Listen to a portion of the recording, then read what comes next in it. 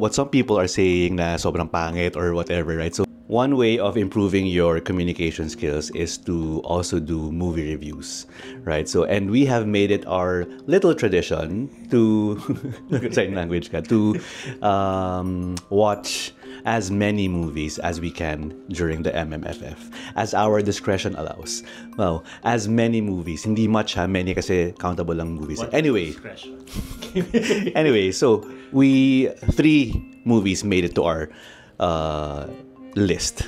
So first is Green Bones. Green Bones for me was spectacular. It's a Zig Dulay film, and it's the second year in a row that we have seen a Zig Dulay film during the MMFF.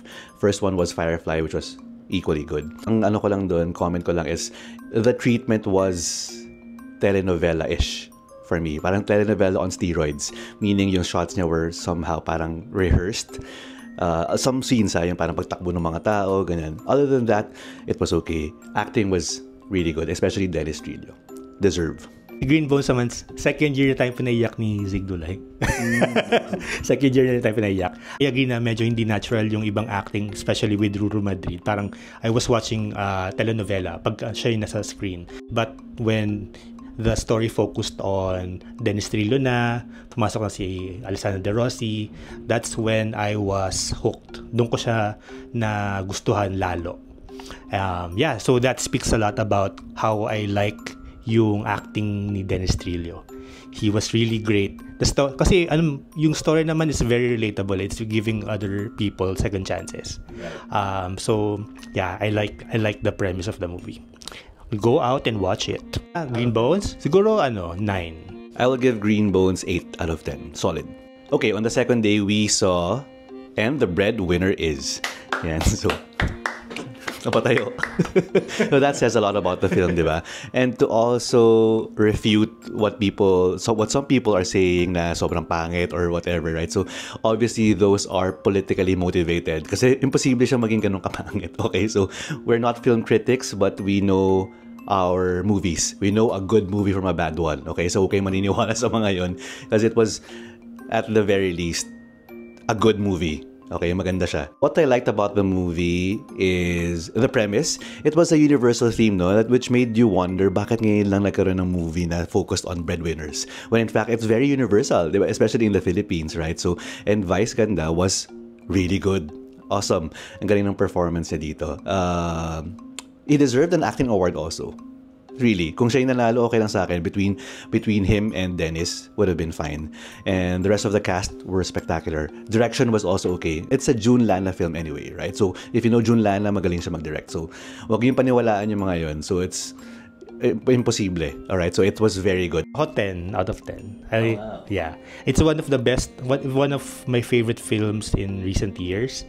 Ang galing niya perfect mix of comedy and drama. Meron silang gagawing comedic scene, but they'll go back to being relatable. Like what happened to Petite. Diba? That was very out of the ordinary, correct? So yeah, superb acting from Vice Ganda. I was expecting her to win yung Best Actor. I was also surprised that Eugene Domingo wasn't nominated for the Best Supporting Actress, because that scene towards the end was super great. As in, super great siya, guys. That scene alone should be your reason to watch the film. Basta I won't give any spoilers, pero sobrang ganda nun. Narinig ko yung nasa likod, umiyak din. I love it. So 10 out of 10. I really love it.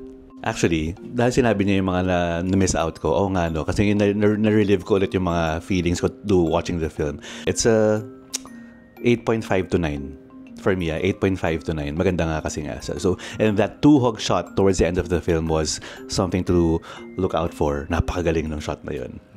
14 minutes. Sabi niya, 14. Yun. Anyway, yun. And the breadwinner is very good. Huwag niyong paniwalaan yung mga fake news yan.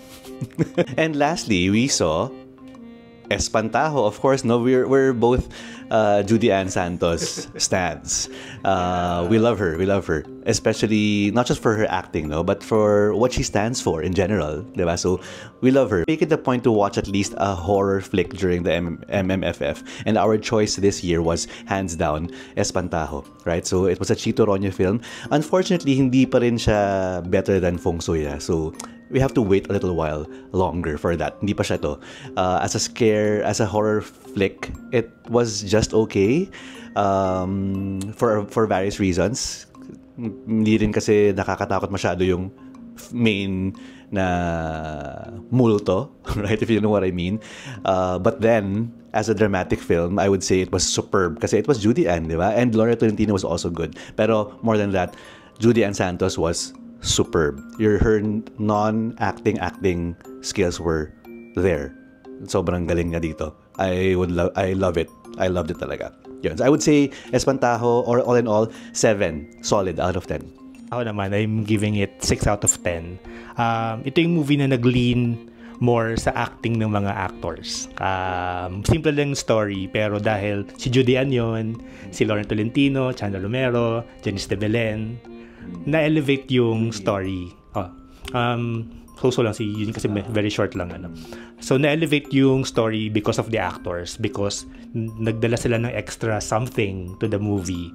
Very simple lang talaga yung movie. So don't expect to be scared. Kasi ako, hindi ako mahilig sa scary movie.